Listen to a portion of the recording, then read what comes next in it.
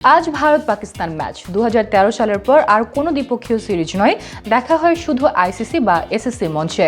কিন্তু এবারের লড়াই ঘিরে প্রশ্ন একটাই, ম্যাচ শুরুর আগে কি হাত মিলবে দুই অধিনায়কের? দুই চির প্রতিদ্বন্দ্বীর ম্যাচের জন্য দর্শকদের অপেক্ষা করতে হয় দীর্ঘদিন। মাঠে তর্ক বিতর্ক থাকলেও সৌজন্যের জায়গাটা এতদিন অটুট ছিল। তবে গত সেপ্টেম্বরে এশিয়া কাপে সেই সৌজন্যতার ছবিটা বদলে যায়। ম্যাচে হাত মেলায়নি দুই দল, তবে হাত না মেলানোর দায় বেশি ভারতের। অপারেশন সিঁদুর যুদ্ধের ফলশ্রুতিতে ভারত প্রতিপক্ষের ক্রিকেটারদের সঙ্গে করমর্দন করেনি। এমনকি এশিয়া কাপে চ্যাম্পিয়ন হওয়ার পরও এখন পর্যন্ত ট্রফি নেয়নি ভারত। এসিসি ও পিসিবির সভাপতি মহসিন নাকভির কাছ থেকে ট্রফি নেবে না বলে জানায় তারা। মহসিন নাকভিও স্পষ্ট করে দিয়েছেন, কাপ নিতে হলে তার হাত থেকেই নিতে হবে।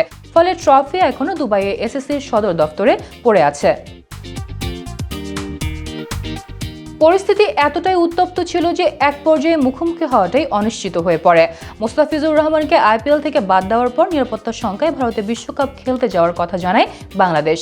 ম্যাচগুলো শ্রীলঙ্কায় নেওয়ার অনুরোধও করা হয়, কিন্তু আইসিসি তাতে কর্ণপাত না করে বাংলাদেশকে বাদ দিয়ে স্কটল্যান্ডকে সুযোগ দেয়। বাংলাদেশকে বাদ দেওয়ায় পাকিস্তান এটিকে অন্যায় বলে উল্লেখ করে। প্রথমে বিশ্বকাপ বয়কটের কথা বলেও পরে ভারতের বিপক্ষে ম্যাচ বয়কটের সিদ্ধান্ত নেয় তারা। ভারত পাকিস্তান ম্যাচ না হলে বিপুল আর্থিক ক্ষতির আশঙ্কা তৈরি হয়। শেষ পর্যন্ত আইসিসির সঙ্গে আলোচনার পর পাকিস্তান সিদ্ধান্ত থেকে সরে আসে এবং সরকারের অনুমতিও পায়। ম্যাচ ঘিরে উত্তেজনা এখন তুঙ্গে। কলম্বোয় 35,000 ধারণ ক্ষমতার সব টিকিট বিক্রি হয়ে গেছে। কালোবাজারিতে 4 গুণের বেশি দামেও টিকিট কিনতে রাজি দর্শকরা। হোটেল আর বিমানের ভাড়াও বেড়েছে কয়েক গুণ।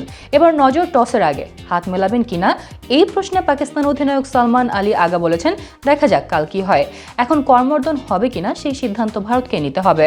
ভারতের অধিনায়ক সূর্যকুমার যাদব বলেছেন, 24 ঘন্টাও অপেক্ষা করুন, রহস্যটা আগামীকালই ভাঙা যাক।